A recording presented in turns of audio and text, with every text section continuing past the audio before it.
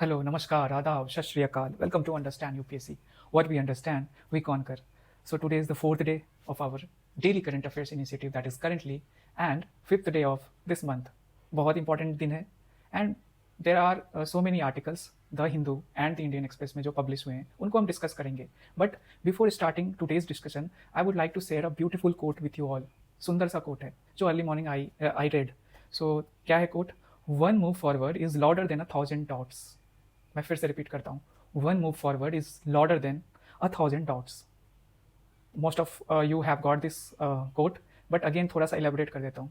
छोटा सा स्टेप अगर आप जो लेते हो, ठीक है, टेकिंग एक्शन मतलब छुट्टू सा, वो बहुत इम्पैक्टफुल या पावरफुल है as compare to criticism, fears या अनसर्टेनिटीज. मैंने इसको रीड करा, ठीक है, अर्ली मॉर्निंग. एंड हम सबको आदत है ना कि post reading something beautiful, something creative, तो कैसे we can use it for our in our UPSC preparation. So I started thinking कि कैसे इसको यूज़ कर सकते हैं इन ऐसे वगैरह. मतलब बहुत जगह है यूपीएससी, यही है ना, बहुत वाइड स्कोप है. तो जब मैंने सोचा तो मुझे लगा कि वन स्टेप कितने डायमेंशंस में सोच सकता हूँ. सिंपल सा है, एक बार सोचिएगा. आप लोग भी सोच पा रहे होंगे कि बहुत सारे ऐसे एग्जाम्पल्स आपको दिखेंगे, ठीक है, हिस्टोरिकली, पॉलिटिकली, इकोनॉमिकली, सोशली. तो बिना कहीं देखे हुए, कोई गूगल एआई के यूज़ किए हुए, just tell me one example जो कि इस कोट को प्रूव करता है. और मैं डायमेंशन बता रहा हूँ, हिस्टोरिकली, पॉलिटिकली, इकोनॉमिकली, सोशली. आप फ्री हो, बट एक एग्जाम्पल. हिस्टोरिकली तो बहुत सारे हैं. तो आई एक्सपेक्ट कि आप लोग कमेंट सेक्शन में अभी लिखोगे एक सुंदर सा कोई एग्जाम्पल और थोड़ा उसको एक्सप्लेन कर देना. Without taking help, terms and conditions apply, ठीक है. So let us go at. चलते हैं आज के इंपॉर्टेंट आर्टिकल्स पे. तो जीएस पेपर 3 सब्जेक्ट एनवायरमेंट से रिलेटेड, कंजर्वेशन से रिलेटेड. सॉरी, फर्स्ट ये India hits back as Trump steps off tariff war. ठीक है, ये चलता आ रहा है, इसको थोड़ा और देखेंगे और इसमें कुछ कीवर्ड्स या कुछ ऐसे टर्म्स जो हमारे प्रीलिम्स मेंस के लिए इंपॉर्टेंट है उसको भी देखेंगे. ठीक है, the Hindu page number 1, GS paper 2. Second है Bangladesh a year after Sheikh Hasina's ouster. ठीक है, सो सिंपल है कि इंडिया एंड इट्स नेबरहुड. तो ये हमारे GS2 इंटरनेशनल रिलेशन पेपर से आपको मेनी टाइम्स आप देखोगे इंडिया बांग्लादेश से रिलेटेड क्वेश्चन आपको दिखेंगे या दिखने वाले हैं. तो एक साल हो गया है, कंप्लीट कर लिया है शेख हसीना के बाद जो मोहम्मद यूनिस की एंटरिम गवर्नमेंट है. ठीक है, तो क्या क्या चेंजेस हुए हैं और इंडिया का क्या स्टांस रहा है, ये सारी चीज़ें हम पढ़ेंगे. और ये एडिटोरियल पेज से है, द हिंदू पेज नंबर 8. ठीक है, next is attempt to save rhinos by giving them radio active horns. देखो, इनोवेटिव वे है, कंजर्वेशन के लिए यूज़ किया जा रहा है इन साउथ अफ्रीका. इसको भी देखेंगे, एक केस स्टडी भी हो सकता है. तो राइनो के बारे में भी जानेंगे. इंडिया में पॉपुलेशन बहुत है असम में, तो सारी चीज़ें हम देखेंगे. ठीक है, next article is despite HC order rural employment guarantee scheme remains stalled in Bengal.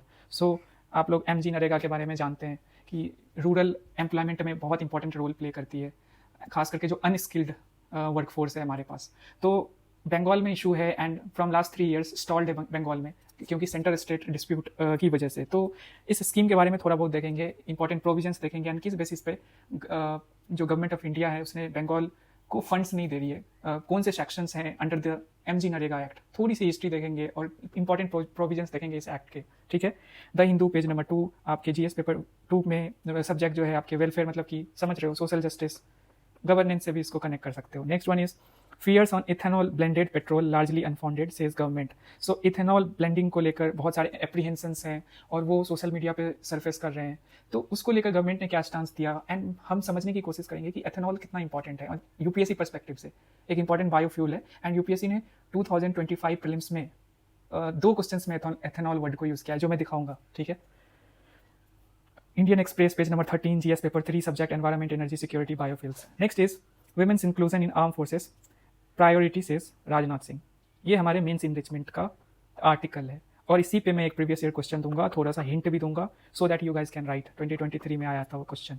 ठीक है, Hindu page number 4 and GS paper 2 subject आपको पता ही है, governance, role of women in public services, ये सारी चीज़ें. एंड रोल क्या है कॉन्स्टिट्यूशन का एंड सुप्रीम कोर्ट का, ये सारी चीज़ें हम डिस्कस करेंगे.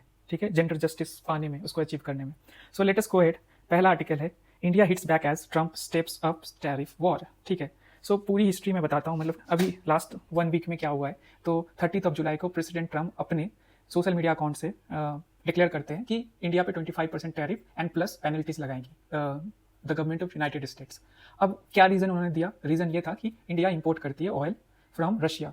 ठीक है, एंड डिफेंस इक्विपमेंट्स भी, ठीक है, ये सारी चीज़ें करती है एंड नहीं करना चाहिए टू, क्योंकि ये यूक्रेन में जो मास किलिंग हो रही है, जेनोसाइड कर रही है, मतलब वेस्टर्न मीडिया बहुत सारी तरह की चीज़ें कह रही है जो कि इंडिया भी नहीं चाहता कि वहाँ हो ऐसा कुछ, बट अगेन इंडियन गवर्नमेंट ने फर्स्ट टाइम इस तरह से कुछ ऐसा स्टेटमेंट दिया है जो कि क्लियर कट मैसेज था to the United States, specially president Trump, ठीक है। तो वी विल डिस्कस कि क्या बोला और कैसे शो किया कि EU and USA double standards रखते हैं, ठीक है। सो 1 अगस्त 31 को उन्होंने एग्जीक्यूटिव ऑर्डर साइन किया, महानतम जो प्रेसिडेंट होंगे यूएस के, डोनाल्ड ट्रंप, इंडिया के अगेंस्ट 25% टैरिफ को लेकर प्लस पेनल्टीज। तो देखते हैं, यही है US announces tariffs, Trump declare 25%, हमें पता है। Tariff clarification paid by US. देखो एक चीज़ और है, जो टैरिफ लगता है, किस चीज़ पे टैरिफ लगाया ट्रंप ने? Imported goods from India. अब imported goods from India tariff 25% किसको देना पड़ेगा? तो जो यूएस में इंपोर्ट कर रहे हैं उनको 25% देना पड़ेगा। इंडियन जो एजेंसीज है वो नहीं दे रही है, सॉरी इंडियन जो एक्सपोर्टर्स हैं वो नहीं दे रहे। ये बात आप समझिए, ये कौन दे रहा है? यूएस में जो इंपोर्ट कर रहे हैं, ठीक है। बट इसका ये इशू है कि ये आपका जो कंपैरेटिव एडवांटेज है ना, या रिलेटिव डिसएडवांटेज की ओर आपको ले जाता है कि आपका प्रोडक्ट 25% एक्स्ट्रा उस पर पे करना पड़ रहा है यूएस के कस्टमर्स को। तो they will choose something cheap ना, दूसरे कंट्री का जो जिस पे कम टैरिफ है या उसके प्रोडक्ट सस्ते हैं, तो आपका जो एक्सपोर्ट कॉम्पिटिटिवनेस है ना यूएस में कम हो जाता है। तो ये इशू है।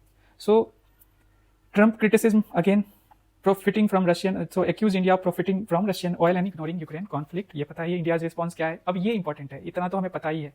इंडिया का रिस्पॉन्स क्या है? सुंदर सा कीवर्ड है, unjustified and unreasonable. Ministry of external affairs ने यस्टरडे इवनिंग एक स्टेटमेंट जारी किया है एंड उस स्टेटमेंट में क्लियरली इंडिया ने बताया है कि क्या मतलब इस पूरे इश्यू को कैसे इंडिया देख रही है। तो सबसे पहले अनजस्टिफाइड, ये एक सुंदर सा कीवर्ड है, इसको आप लिख सकते हो, यूज़ कर सकते हो अपने आंसर्स में, खास करके 2025 मेंस वाले, कि अब तो आएगा ही क्वेश्चन इससे रिलेटेड, मोस्ट प्रोबेबली आएगा ही, इंडिया यूएस के बीच में जो चल रहा है। आज नहीं आएगा तो नेक्स्ट ईयर आएगा, हो सकता है नेक्स्ट ईयर तक चीज़ें ठीक हो जाए, बट जब तक ट्रंप है यू नेवर नो क्या होगा, कैसे होगा। So highlighted EU trade more with Russia than India. So India, दूसरी तरफ इंडियन ऑयल ट्रेड कंटेक्स्ट जो है वो पता ही है कि इंपोर्ट करता है इंडिया। सो इंडियन ऑफिशियल का स्टैंड क्या है? तो पीयूष गोयल साहब ने पार्लियामेंट में कहा कि गवर्नमेंट स्टडी कर रहा है कि क्या इंपैक्ट पड़ेगा 25% टैरिफ प्लस पेनल्टीज के बाद, and will protect national interest, ये भी कहा गवर्नमेंट ऑफ इंडिया ने। फिर इंडिया ने जो अभी स्टेटमेंट इशू किया उसमें बताया कि EU रशिया जो है ट्रेड करती है 67 बिलियन, टू 2024 में गुड्स की बात हो रही है, 67.5 बिलियन यूरो, एंड सर्विसेज में 17.2 billion. When it comes to LNG import 16.5 million tons जो है LNG इंपोर्ट कर रही है EU from Russia, and US import कर रहा है। देखो US का भी इंपोर्ट चल रहा है रशिया के साथ, यूरेनियम हेक्साफ्लोराइड आई थिंक ये है, और वो यूज़ किया जाता है एनरिचमेंट में। देखो सिंपल समझो, USA रशिया से यूरेनियम हेक्साफ्लोराइड इंपोर्ट कर रहा है, जो कि यूरेनियम एनरिचमेंट में यूज़ किया जाता है उस एलिमेंट का, ठीक है। फिर वी हैव पैलेडियम। अब देखो पैलेडियम, आप लोगों ने पढ़ा होगा कि इंडियन गवर्नमेंट ने 30 क्रिटिकल मिनरल्स जो इशू किए थे, उसमें एक है प्लैटिनम, ठीक है, ग्रुप ऑफ मेटल्स। इसमें 6 मेटल्स होते हैं। One of the metals is palladium, जो USA इंपोर्ट करती है from Russia, even India import करती है। देखो मैं फिर से रिपीट करूंगा, 30 क्रिटिकल मिनरल्स में एक ग्रुप है प्लैटिनम ग्रुप ऑफ मेटल्स, जिसमें 6 मेटल्स होते हैं। प्लैटिनम के साथ साथ पैलेडियम, रोडियम और भी 3 है। तो इस पैलेडियम को US इंपोर्ट करता है, एंड इसीलिए मैंने इसको इस पर ज़्यादा इंफेसिस कर रहा हूँ, क्योंकि इससे रिलेटेड क्वेश्चन आप फ्रेम हो सकता है। फिर फर्टिलाइजर्स एंड केमिकल्स, तो चलो ठीक है। अब नेक्स्ट है कि टैरिफ जो है वो अगस्त 7 से 7 अगस्त से ये इफेक्ट में आ सकता है, ठीक है। सो मेरा यही क्वेश्चन है, मतलब मेरा ये कहना है कि इन सारी चीज़ों पे मैंने क्यों फोकस किया। रीज़न ये है कि हम जानने की कोशिश करेंगे ऐसे मेटल्स जो इंपोर्ट होते हैं, उस पर UPSC प्रीलिम्स में बहुत क्वेश्चन आते हैं, एंड कीवर्ड भी आप देख लो जिसको आप यूज़ कर सकते हो, ठीक है। सो 2025 का क्वेश्चन है, India has joined the mineral security partnership as a member. हमें पता है, नहीं पता है, आई डोंट नो, मुझे नहीं पता शायद। India is a resource rich country in all 30 critical minerals that has identified. यहाँ मैड लगेगा, ठीक है। अगर ये जाता है, ये गलत होता है, तो फिर जिस तरह से ऑप्शंस UPSC ने बनाए, आपका काम बहुत इजी हो गया, ठीक है। सो इसको आप देख लेना। Next article is Bangladesh a year after Sheikh Hasina's ouster. मैं इसको थोड़ा सा अच्छे से एक्सप्लेन करूंगा। India Bangladesh, India neighbourhood policy, neighbourhood first policy India follow करती है, एंड जिस तरह से लास्ट 1 ईयर से बांग्लादेश में हुआ है, शेख हसीना का कंट्री छोड़ना, एंड देन मोहम्मद यूनिस जिनको नोबेल प्राइज मिल चुका है, उनको चीफ एडवाइजर बनना, ये केयर टेकर गवर्नमेंट जो वो बोल रहे हैं। सो क्या है, वीना सिकरी मैम है, farmer high commissioner of India Bangladesh. अब एक टर्म है हाई कमिश्नर। मुझे याद है जब मैं स्टार्टिंग फेज में पढ़ रहा था तो मैं समझ नहीं पाता था कि एम्बेसडर और हाई कमिश्नर में क्या डिफरेंस होता है। तो जितने भी लोग सुन रहे हैं ना, कमेंट सेक्शन में बताओ कि what is the difference between high commissioner and जैसे जैसे फॉर एग्जांपल इंडिया के जो मिनिस्ट्री ऑफ एक्सटर्नल अफेयर्स के जो ऑफिसर हैं, ठीक है, आईएफएस ऑफिसर्स, वो जब यूएसए में पोस्टेड होते हैं तो उनको एम्बेसडर्स कहा जाता है। एंड जब वो श्रीलंका, बांग्लादेश वगैरह कंट्रीज में जब पोस्टेड होते हैं तो उनको बोला जाता है कि दे आर हाई कमिश्नर्स। तो क्या है, मतलब डिफरेंस क्या है, मुझे बताओ आप लोग कमेंट सेक्शन में, ठीक है। सो इस आर्टिकल में वीना सिकरी मैम ने बताया है कि बांग्लादेश में जो भी हुआ है उसमें जमाते इस्लामी, ठीक है, का बहुत इंपॉर्टेंट रोल है। जमाते इस्लामी के साथ साथ पाकिस्तान का and foreign powers like USA and China, ठीक है। तो क्या हुआ कि आपको पता होगा कि अगस्त मंथ में लास्ट ईयर बांग्लादेश में एक बड़ा स्टूडेंट्स अपराइजिंग कह सकते हैं, स्पॉन्टेनियस स्टूडेंट्स अपराइजिंग हुआ। एंड जो प्राइम मिनिस्टर थी शेख हसीना, उनको कंट्री छोड़ना पड़ा। अब उसको उस समय मीडिया ऐसे ही रिपोर्ट कर रही थी कि स्टूडेंट्स जो रिजर्वेशन बांग्लादेश में 30% रखा गया, ठीक है, यूनिवर्सिटीज़ में एडमिशन को लेकर, उसकी वजह से इन्होंने पूरा ये रिवॉल्यूशन टाइप का किया है। But according to Veena Sikri ma'am, ये मेटिकुलसली डिजाइन था and regime change operation was the handy work. अब जमाते इस्लामी, देखो इन्होंने पूरी तरह से जमाते इस्लामी का रोल बताया and the radical Islamist political. So ma'am जो एक्सप्लेन कर रही है ना, तो उसमें ये कह रही है कि बहुत सारे मिथ्स थे जब शेख हसीना मैम को हटाया गया, मतलब उनको एज भागना पड़ा, छोड़ना पड़ा देश। तो पहला मिथ ये है कि ये प्रॉपरली डिज़ाइन था, जमाते इस्लामी ने इसको अच्छे से प्लान करा था, ठीक है। एंड जमाते इस्लामी का थोड़ा बैकग्राउंड जान लो कि ये Islamist, radical Islamist political party है बांग्लादेश की। एंड 1971 में जब बांग्लादेश पाकिस्तान से, ईस्ट पाकिस्तान कह लो, अलग हो रही थी, तो ये इस चीज़ को अपोज कर रहे थे। सो ये मिथ है। और फिर उसके बाद सेकेंड मिथ ये है कि जो ये केयर टेकर गवर्नमेंट खुद को कहते हैं, जिसके चीफ एडवाइजर मोहम्मद यूनिस है, तो ये केयर टेकर गवर्नमेंट, ऐसा कोई प्रोविजन नहीं है कॉन्स्टिट्यूशन ऑफ बांग्लादेश में। तो रैदर केयर टेकर गवर्नमेंट ये एक एंट्रीम गवर्नमेंट है, जो कि बहुत दिनों से, मोर देन 1 ईयर होने को है। तो पॉइंटलेस एंट्रीम गवर्नमेंट का जो टेन्योर होता है वो बहुत कम होता है, और वो उस पीरियड के दौरान जो एंट्रीम गवर्नमेंट है कोई इंपॉर्टेंट डिसीजंस नहीं ले सकती है अनटिल एंड अनलेस डेमोक्रेटिक वे में इलेक्शन होकर फिर नई गवर्नमेंट नहीं आती है। बट ये जो एंट्रीम गवर्नमेंट है वो इंपॉर्टेंट रिफॉर्म्स ला रही है, ठीक है। Just give me a minute, मुझे ना एक बार पानी पी लो, बहुत प्यास लगी।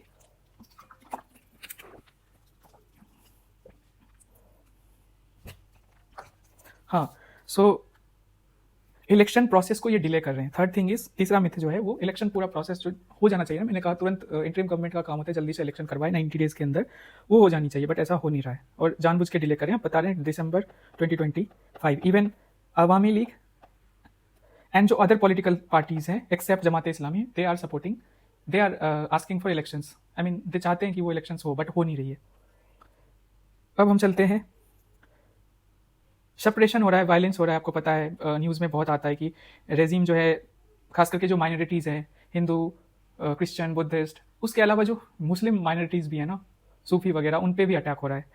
जो अपोजिशन के लीडर्स हैं, ऑल्दो केयर टेकर गवर्नमेंट या एंटरिम गवर्नमेंट जो है ना, न्यूट्रल स्टांस उनका होना चाहिए, बट जमाते इस्लामी जैसा कह रही है वैसा ही कर रहे हैं, ठीक है।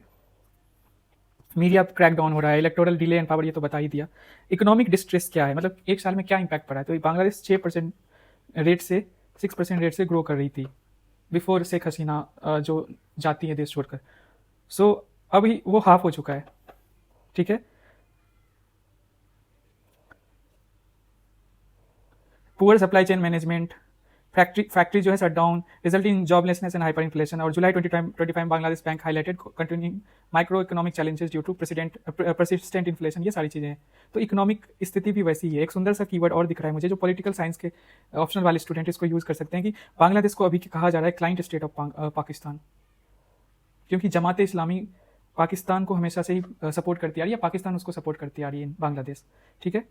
सो यही है। और इंडिया क्या स्टांस है कि वो कॉशियस अप्रोच है, वेट एंड वॉच है। एंड इंडिया बोल रहा है कि वो सपोर्ट के लिए तैयार है, ठीक है। अभी बांग्लादेश में रिसेंटली जो एक हादसा हुआ था, airplane, I think Chinese fighter jet था, आई गेस, वो क्रैश होने की वजह से इंडिया ने अपनी टेक्निकल टीम जल्दी से भेजी थी, तो वो सपोर्ट कर रहे हैं। बट अगेन इंडिया चाहेगा कि एक डेमोक्रेटिक तरीके से गवर्नमेंट आए, ठीक है, एंड जो जमात इस्लामी जो है वो इंडिया के इंटरेस्ट में नहीं है, वो अगर सत्ता में होगी, ऑल्दो बाद में इंडिया जमात इस्लामी अगर चुन के आती है तो इंडिया चाहेगा कि बेटर रिलेशन हो, बट अगेन अभी के लिए इंडिया चाहेगा कि एक डेमोक्रेटिक वे में चीज़ें वहाँ हो, इलेक्शंस हो जल्दी, एंड एक ऐसी सरकार आए जिससे डायरेक्टली इंडिया इंटरेक्ट करे, रैदर डी फैक्टो जो केयर टेकर चीफ एडवाइजर है उनसे बात ना करे, मतलब कि प्राइम मिनिस्टर से डायरेक्टली बात करे। सो यही है पूरा ये आर्टिकल। आगे बढ़ते हैं फिर।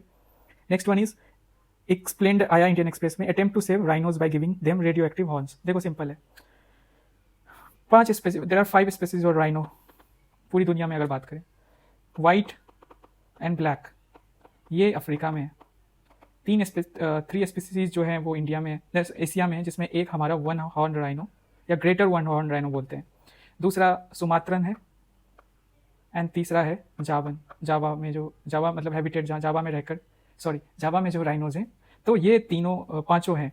अभी हम जो बात कर रहे हैं वो अफ्रीका की बात करें। साउथ अफ्रीका में एक सुंदर सा इनिशिएटिव है कि कैसे राइनोस की इलीगल पॉचिंग जो होती है, पॉचिंग इलीगल ही होती है, तो उसको कैसे रोका जाए, तो उसके लिए टेक्नोलॉजी की जो है ना यूज़ कर रहे हैं।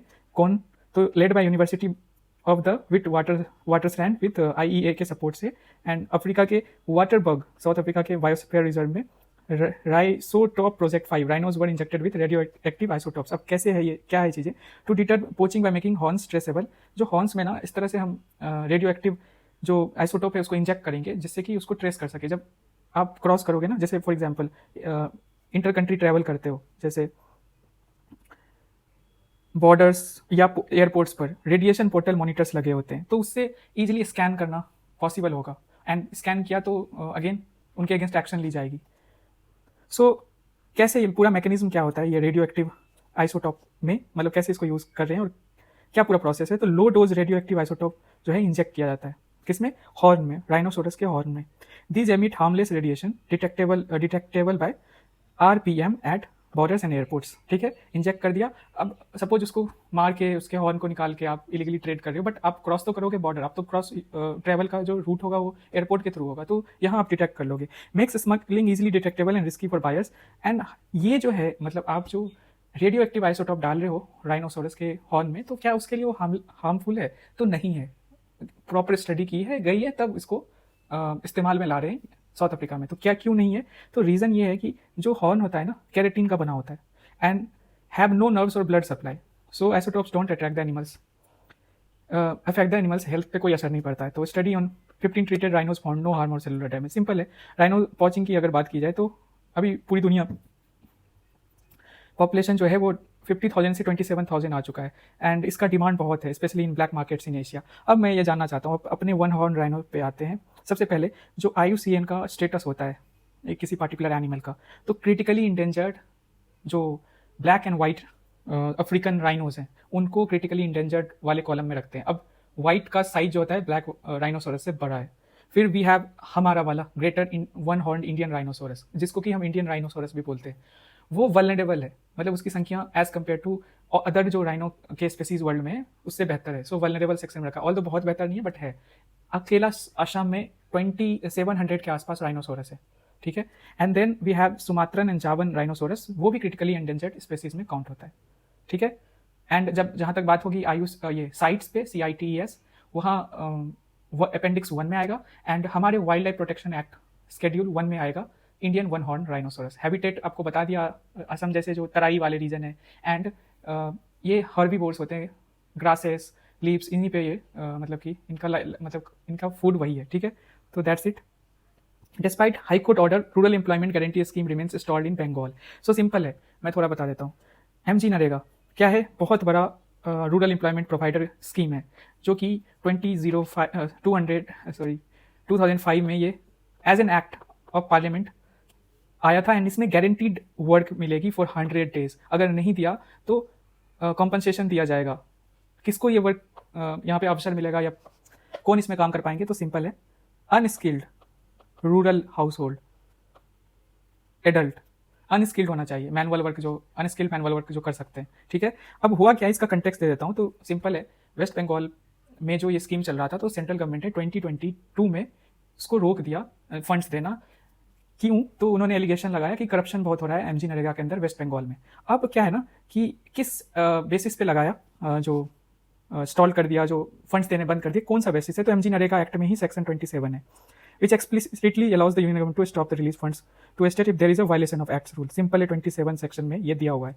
अब अभी रिसेंटली कलकत्ता हाईकोर्ट ने, क्योंकि ये 3 साल होने को है एंड बहुत सारे लोग जो गांव में रहते हैं, अनस्किल्ड हैं, उनके लिए ये जॉब का अपॉर्चुनिटी है, मतलब लाइवलीहुड का सोर्स है, तो वो लोग माइग्रेशन का मतलब देखो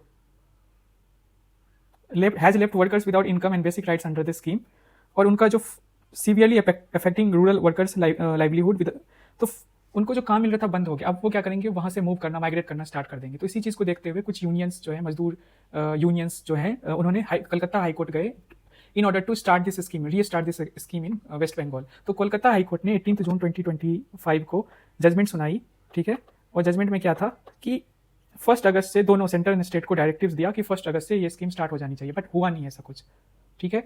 तो यही है अभी, और दोनों एक दूसरे पे ब्लेम शिफ्ट करें, तो इसको सेंटर स्टेट रिलेशन से भी देख सकते हैं कि दोनों के बीच में जो डिस्प्यूट रहता है, हमेशा कॉन्फ्लिक्ट रहता है इस चीज़ को लेके, ठीक है। एमजी नरेगा स्कीम के इंपॉर्टेंट प्रोविजंस हम देख लेते हैं। सेक्शन 3 जो है वो क्या है कि legal right at least 100 days of guaranteed wage employment for every rural household whose adult member volunteers for unskilled manual work, ये ध्यान रखना है। सेक्शन 7 क्या है कि entitlement to unemployment allowance if employment, अब 15 डेज आपने एप्लीकेशन दे दिया और 15 डेज तक आपको अपॉर्चुनिटी नहीं मिली है इस स्कीम के अंडर, तो आपको अलाउंसेस मिलेगा, अनएम्प्लॉयमेंट अलाउंसेस मिलेगा।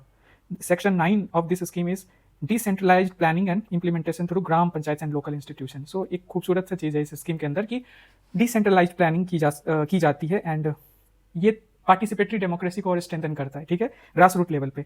सेक्शन 27 इसी को सेंट्रल गवर्नमेंट ने यूज करके प्रोजेक्ट जो एमजी नरेगा के फंड्स हैं उसको रोक रखा है, ठीक है। And then there is section 17 and that is mandatory social audits. देखो ये बहुत सुंदर है, मैंडेटरी सोशल ऑडिट्स। ये एग्जाम्पल मेंस में यूज किया जा सकता है कि इस स्कीम के अंदर और भी स्कीम्स में अगर हम मैंडेटरी सोशल ऑडिट्स ऐड करेंगे, अभी रिसेंटली हमने पढ़ा था कि महाराष्ट्र में या मध्य प्रदेश में, आई हैव कन्फ्यूजन, नहीं महाराष्ट्र में ही लाडली बहन योजना, उसके फंड्स बहुत सारे मेल मतलब कि बेनिफिशियरीज मतलब वो उठा रहे थे, तो कहीं से भी लॉजिकली वो सही नहीं है, मतलब कहीं से भी लॉजिक नहीं है ये कि जो कि लाडली बहन योजना लड़कियों के लिए या वुमेन के लिए है, उस लड़के उठा रहे हैं। तो अगर हम मैंडेटरी सोशल ऑडिट्स करते हैं ऐसे स्कीम्स में, ये प्रोविजंस लाते हैं, तो बहुत ज़्यादा ही इम्पैक्टफुल होगा, और मतलब कि अगर अच्छे ढंग से इसको इम्प्लीमेंट किया जाए इस सोशल ऑडिट जो है इसको, ठीक है। सेक्शन 13 जो है वो at least 1/3 of the beneficiary must be women, यहाँ रिजर्वेशन है अगेन फॉर वेमेन, उनकी रिप्रेजेंटेशन बढ़ानी है। सेक्शन 15 क्या कहता है कि wage payments must be made through bank और पोस्टल अकाउंट्स फॉर ट्रांसपेरेंसी, ठीक है, डीबीटी वगैरह का यूज होता है कि करप्शन ना हो। नेक्स्ट है ethanol blended petrol largely unfounded says government. ये आर्टिकल, आप इस आर्टिकल को देख सकते हो विथ मतलब कि साइंस एंड टेक से भी कनेक्ट कर सकते हो, क्या है इथेनॉल ब्लेंडिंग और कितना इंपॉर्टेंट है। जस्ट 2025 में देखो इसकी इंपॉर्टेंस क्या है, और प्रीवियस ईयर में बहुत सारे क्वेश्चंस ऐसे हैं जो कि इथेनॉल टर्म कीवर्ड का यूज़ किया गया, तो हमें समझना पड़ेगा क्या है पहले इथेनॉल, फिर हम समझेंगे कि क्या है इथेनॉल ब्लेंडिंग, क्या है गवर्नमेंट ऑफ इंडिया का प्लान, एंड हम क्यों ऐसा कर रहे हैं, and thereafter we will move की PYQ क्या है, तो नहीं sorry we will move to the issues अभी जो आ रहे हैं उस स्ट्रैटेजी या प्लान में, and thereafter previous year question. So let us do this thing. Ethanol क्या होता है? तो इथेनॉल जो है फर्मेंटेशन प्रोसेस के थ्रू, मेनली बहुत सारे तरीकों से बनता है, बट फर्मेंटेशन प्रोसेस के थ्रू जब शुगर, स्टार्च, ईस्ट के एक्शन के थ्रू फर्मेंटेशन होता है, तो इथेनॉल जो कि इथाइल अल्कोहल, ठीक है, तो ये हम प्रिपेयर करते हैं, एंड इसके साथ साथ CO2 या अदर गैसेस भी प्रोड्यूस होते हैं। तो ये शुगर का क्या सोर्स है? शुगर केन, बीट या और भी जो शुगर जिससे प्रोड्यूस कर सकते हैं हम, तो उसको मतलब यूज़ करते हैं हम, ठीक है। एंड स्टार्च में भी हैव फूड ग्रेन्स जैसे कॉर्न है, राइस है, ठीक है, एट्सेट्रा एट्सेट्रा। तो फर्मेंटेशन मेनली प्रोसेस यूज होता है, ईस्ट के एक्शन के थ्रू इसको बनाया जाता है। अब इथेनॉल का क्या यूज़ है? तो इथेनॉल बहुत अच्छा फ्यूल है, ऑल्दो इसकी कैलोरीफिक वैल्यू हाई होती है as compare to gasoline, petrol. क्या होती है कैलोरीफिक वैल्यू? कितना हम जलाएंगे, मतलब हाई होने का ये मतलब है पेट्रोल के कंपैरिजन में कि ज़्यादा फ्यूल लगेगी, उतना एनर्जी, उतनी हीट एनर्जी प्रोड्यूस करने में जितना हम पेट्रोल का कर रहे हैं। तो जितना ज़्यादा कैलोरीफिक वैल्यू हाई है, उतनी उसकी मतलब कि एबिलिटी हीट एनर्जी प्रोड्यूस करने की कम होती है। बट अगेन इथेनॉल एक चीप सोर्स या लेस टेक्नोलॉजिकली ड्राइवन फ्यूल कह सकते हैं, तो इसको हम इंडिया में यूज़ करना चाहते हैं। India currently 3rd largest ethanol producer हो गया है। कब? हाँ, हाँ सॉरी, तो पानी प्यास। सो आई वाज सेइंग कि थर्ड इथेनॉल प्रोड्यूसर कंट्री बना इंडिया सबसे ज़्यादा। And my you know I want to say one thing कि इथेनॉल जो इंडिया प्रोड्यूस करता है, तो 2018 में आता है इथेनॉल ब्लेंडिंग को लेकर, सॉरी नेशनल फ्यूल पॉलिसी आती है 2018 में, ठीक है। बायोफ्यूल मतलब इथेनॉल बायोफ्यूल 2022 में इंडिया जो है वो सबसे पहले E10, E20, E30 इस तरह के टर्म को मैं समझा देता हूँ, बेसिक लेवल से समझा रहा हूँ। E10 का मतलब है 10% इथेनॉल हम डाल रहे हैं एंड 90% पेट्रोल ब्लेंड कर रहे हैं, दोनों को मिक्स करके फ्यूल बना रहे हैं, ठीक है। जितना पेट्रोल 90% है, 10% इथेनॉल है। सिमिलरली E20 में 20% इथेनॉल है एंड 80% पेट्रोल है। 30 में 30%, समझ को, ब्राज़ील में इवन 85% और 100% इथेनॉल का भी यूज़ किया जाता है, ठीक है। तो आई वाज सेइंग कि इंडियन गवर्नमेंट ने इस बायोफ्यूल को यूज़ करने का सोचा एंड 2022 तक हमने 10% इथेनॉल ब्लेंडिंग की जो टारगेट है वो अचीव कर ली। फिर E20 जो है वो 20% का हमने टारगेट रखा था 2030 तक, आई गेस वी टारगेटेड कि इसको अचीव करेंगे, बट उसको 2025 में ही हमने अचीव कर लिया। And now Indian government is planning कि 30% इथेनॉल ब्लेंडिंग हम 2030 तक अचीव करेंगे। तो ये हमारा पूरा इस पूरे प्रोसेस में कैसे इस बायोफ्यूल को यूज़ करना है और क्यों यूज़ करना है, अब मुझे ये जानना है कि why we are bringing this thing. तो सबसे पहले इथेनॉल जो है, हमें पता है कि हम पेट्रोल जो है इंडिया में, या कह लो पेट्रोल नेचुरल गैस सब मिला दो, 85% हम इंपोर्ट करते हैं। अब इथेनॉल हम अपने कंट्री में ही यूजिंग फूड जो ग्रेन्स है या फूड रिलेटेड प्रोडक्ट्स है उसको यूज़ करके हम बना पा रहे हैं, तो हमें इंपोर्ट नहीं करना पड़ रहा है, हम खुद से बना रहे हैं।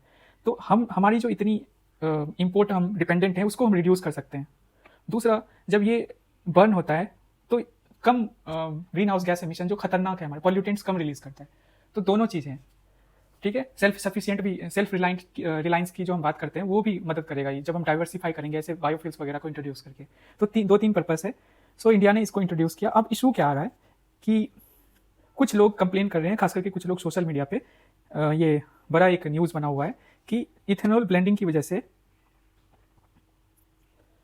हाँ, उनके जो इंजन है, जो जिस व्हीकल को वो यूज़ कर रहे हैं, इंजन में इशू आ रहा है, ठीक है। और दूसरा रिपेयर बिल बढ़ रहा है, ये सारी चीज़ें। तो इसी चीज़ को देखते हुए अभी गवर्नमेंट की जो नोडल एजेंसी है, क्या है नोडल एजेंसी जो इथेनॉल ब्लेंडिंग करती है, that is ministry of petroleum and natural gas. उन्होंने स्टेटमेंट जो है जारी किया है, and ethanol blending is petrol हम उन्होंने बोला कि ये हार्डशिप, ये सारी चीज़ें इलॉजिकल लगती है, ठीक है, बढ़ा चढ़ा के चीज़ें बताई जा रही है। एंड इस एग्जाम्पल को हम यूज़ कर सकते हैं अपने एथिक्स में, मिथ जो है, ठीक है। और क्या बोला है,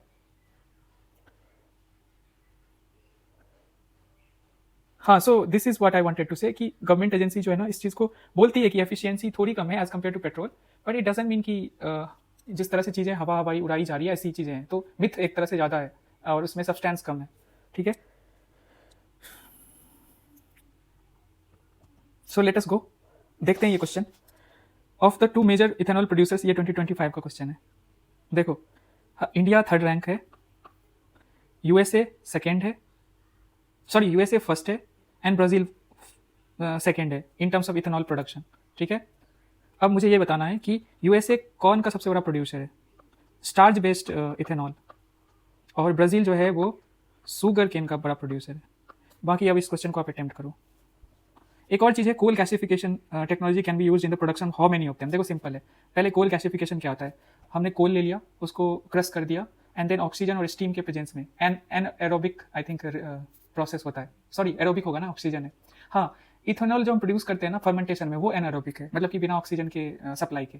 तो ये एरोबिक है। तो इसमें हम जब कर रहे हैं तो दो important gases CO plus H2 बनता है, ऑक्सीजन और स्टीम से जब हम क्रस्ट कोल को high heat and high pressure में रखते हैं तो ये सिन गैस कहा जाता है। अब इसी को यूज़ करते हुए इथेनॉल प्रोड्यूस किया जाता है वेरियस केमिकल प्रोसेस से, ठीक है। तो ये कोल गैसिफिकेशन आप समझ गए, इथेनॉल है वन ऑफ द प्रोडक्ट। और बाकी जो टर्म्स हैं ये इसका आंसर मैं बता देता हूँ, यूरिया बनता है बट नाइट्रोग्लिसरीन नहीं बनता है, आप लोगों को भी पता होगा, बट हम मुझे इथेनॉल से मतलब था अभी, ठीक है।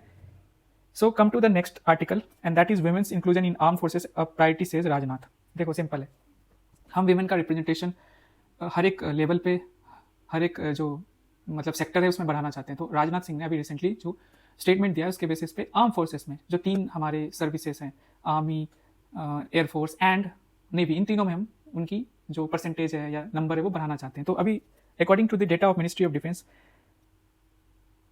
13.4% जो टोटल वर्कफोर्स है एयरफोर्स का वो वीमेन है अभी, ठीक है। 6.85% आर्मी का है वर्कफोर्स एंड 6% है नेवी का, ठीक है। सबसे कम नेवी में, सबसे ज़्यादा एयरफोर्स में 13.4%, मतलब दोनों से लगभग डबल है।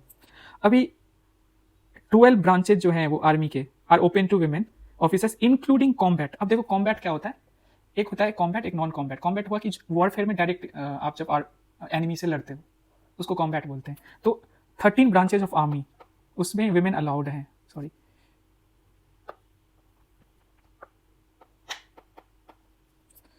Okay, so and when it comes to navy तो उसके सारे ब्रांचेज में है एक्सेप्ट सबमरीन, ठीक है। नेवी में सारे ब्रांचेज में एक्सेप्ट सबमरीन वाले में, एंड एयरफोर्स में सारे ब्रांचेज में, तभी तो उसमें 13% 4% है। तो अभी जैसे हमने पार्लियामेंट में क्या किया, विमेन परसेंटेज बढ़ाने के लिए जो एमपीज हैं हमने रिजर्वेशन लाया, बट हमें पता है कि आर्मी में या ये मिलिट्री सर्विसेज में हमारी रिजर्वेशन नहीं है। हाँ, सेंट्रल जो CAPF है उसमें है reservation, but not for women. तो पॉइंट ये है कि पहले की तुलना में अगर हम कंपेयर करें 2005 में नंबर बढ़ा है, बट अभी भी कम है। तो इससे रिलेटेड एक लैंडमार्क सुप्रीम कोर्ट जजमेंट है, इसीलिए मैंने इसको मेंस इनरिचमेंट में रखा, एंड इसी से रिलेटेड आपको एक क्वेश्चन मिलेगा 2023 का, कि एक केस था secretary ministry of defence versus Babita Punia and others 2020। इसमें सुप्रीम कोर्ट ने permanent commission to women grant कर दिया। पहले क्या था, क्या होता है परमानेंट कमीशन, कि आप 54-60 ईयर्स तक, मतलब पूरे जो आपका वर्कफोर्स वाला एज होता है ना, तब तक आपको एक परमानेंट जॉब मिलेगी इन आर्म फोर्सेस। एंड पहले क्या हुआ करता था, शॉर्ट सर्विस कमीशन था, 10 to 14 ईयर्स तक काम करो एंड उसके बाद उनको निकलना पड़ता था, छोड़ना पड़ता था, ठीक है। तो सिक्योरिटी टेन्योर नहीं थी, सिक्योरिटी वाला इशू था, मतलब job security. So my point is, ये जो लैंडमार्क जजमेंट था बबीता पुनिया अदर्स वाले में, सुप्रीम कोर्ट ने ग्रांट कर दिया permanent commission to women officers in Indian army non combat roles में। रिमेंबर किस आर्टिकल का यूज किया, 14, राइट टू इक्वालिटी। यहाँ पे आपको पता है डिस्क्रिमिनेशन नहीं करना है, gender based discrimination is unconstitutional, and stated that, ये बहुत इंपॉर्टेंट कीवर्ड है, physiological features can not be ground for a denial of equal opportunity. देखो ये सुप्रीम कोर्ट के मतलब उसको मैंने कोट किया है जो बोला है उन्होंने। सो इसको आप कहीं जॉट डाउन कर लो, जेंडर जस्टिस में ये सुप्रीम कोर्ट का जजमेंट, खास करके जब हम रिप्रेजेंटेशन इकोनॉमिक स्फेयर में या मिलिट्री वाला स्फेयर है उसमें बढ़ाना चाहते हैं, अलग अलग पॉलिटिकल इकोनॉमिक हर एस्पेक्ट में, तो ये केस लैंडमार्क जजमेंट है, ठीक है। अब इसी से रिलेटेड एक क्वेश्चन है कि explain the constitutional perspectives of gender justice with the help of relevant constitutional provisions and case laws. Constitutional provisions simple है, आपको कॉन्स्टिट्यूशनल पर्सपेक्टिव देना पड़ेगा जेंडर जस्टिस का, ठीक है। 50 वर्ड्स का, 250 वर्ड्स का है, 15 मार्क्स होता है, GS2 समझ लो। अब मैं ये कहना चाहूँगा कि इसके लिए मैं थोड़ा सा हिंट दे देता हूँ, आप लोग बिल्कुल इसको लिखना। एक कि पहले तो सुप्रीम कोर्ट ये कॉन्स्टिट्यूशन में क्या प्रोविजन है, फिर 80 केसेस जो हैं इवॉल्व हुए हैं सुप्रीम कोर्ट के केसेस, और डाइवर्सिफाइड है, मतलब हर एस्पेक्ट में, वर्क फोर्स, ये वर्क प्लेस पे, आर्मी में, ट्रिपल तलाक रिलेटेड बहुत सारे केसेस हैं, एंड कॉन्स्टिट्यूशन में तो इक्वालिटी को लेकर खास करके विमेन के लिए जो स्पेशल प्रोविजंस हैं वो भी आपको देखने पड़ेंगे। तो लेट अस सी, थोड़ा सा मैं बता देता हूँ। आर्टिकल 14, 15 तो यही लिखा हुआ था बबीता पुनिया केस में ही। उसके अलावा we have article 39, yes 39A and D, या फिर वी हैव आर्टिकल 42, आप लोग खुद देखो कैसे जनरेट कर सकते हो, 51E, ठीक है। ये है सुप्रीम कोर्ट के पूरे articles, okay. And we have 51 clause E, नहीं 51A क्लॉज E। फिर we have few supreme court cases जिसमें कि विशाखा गाइडलाइंस आपको पता होगा versus state of Rajasthan, work place पे सेक्सुअल हरासमेंट ना हो। फिर we have Sabarimala case, temple entry होनी चाहिए versus state government of Kerala, मतलब कि यहाँ पे कोई जेंडर डिस्क्रिमिनेशन नहीं होना चाहिए। फिर we have Shayara Bano case जो कि ट्रिपल तलाक से रिलेटेड है, and then we have Vinita Sharma versus Rakesh Sharma case जिसमें कि प्रॉपर्टी राइट्स लड़कियों को भी मिलना चाहिए। इसके अलावा नब्ते जौहर वाला, देखो जेंडर जस्टिस है तो हम हर जेंडर को इंक्लूड करेंगे, ठीक है। सो ये सारे केसेस या सुप्रीम कोर्ट के आर्टिकल्स को आप यूज़ करते हुए, यहाँ ये बहुत फैक्चुअल क्वेश्चन है, इतना ईजी है नहीं जितना ये लग रहा है, बट इन सारे केस लॉज को इंक्लूडिंग बबीता पुनिया वाला, तो एक सुंदर सा आंसर निकल के आ सकता है। मैं ऐसे ही ट्राई करूंगा कि प्रीवियस ईयर क्वेश्चन इस तरह से एक डिस्कस कर दूं और आप लोग लिखना इसको, ठीक है। और ये आज का आपका क्वेश्चन है, इसको आप रोक लो, पॉज कर लो और इस क्वेश्चन को अटेम्प्ट करो, ठीक है। फिर इसके बाद ये है, इसके आंसर्स में कमेंट सेक्शन में कुछ देर में अपलोड कर दूंगा। प्लस कल वाले जो क्वेश्चन आए थे उसके आंसर ऐसे हैं, 1 का B, मतलब 4 अगस्त के जो क्वेश्चन हैं उसके आंसर्स ऐसे हैं, 1 का B, 2 का B, 3 का D, 4 का C एंड 5 का C। मैं रिपीट कर देता हूँ, 1 का B, 2 का B, 3 का D, 4 का C, 5 का C, ठीक है। So thank you so much for listening. जो मैंने कोट बोला उसको भी ध्यान में रखना, अपने लाइफ में भी इंप्लीमेंट करना, और जो मैंने बोला कमेंट करने वो भी कीजिएगा। कुछ क्वेश्चंस जो मैंने पूछे इस लेक्चर के दौरान वो भी आप उसके भी आंसर दीजिएगा। एंड हाँ, पूछा था एक क्वेश्चन मैं और पूछना चाहता हूँ कि MG NREGA central sector scheme है या सेंट्रली स्पॉन्सर्ड स्कीम है, ये इसका भी आंसर करना आप। और ये क्वेश्चन तो है ही 5 जो आपको अटेम्प्ट करने हैं कमेंट सेक्शन में, करो। और कुछ बच्चे हैं, फॉर एग्जांपल आकाश है, ठीक है, लिपिका है, दीक्षा है, इन लोगों ने कमेंट किया और दे पार्टिसिपेट, बस सुनते नहीं है बट पूरा वो सुनकर आंसर भी करते हैं, ठीक है। So thank you very much, मिलते हैं फिर कल। ध्यान रखिए अपना, अच्छे से पढ़िए और खुश रहिए। That's it, thank you so much.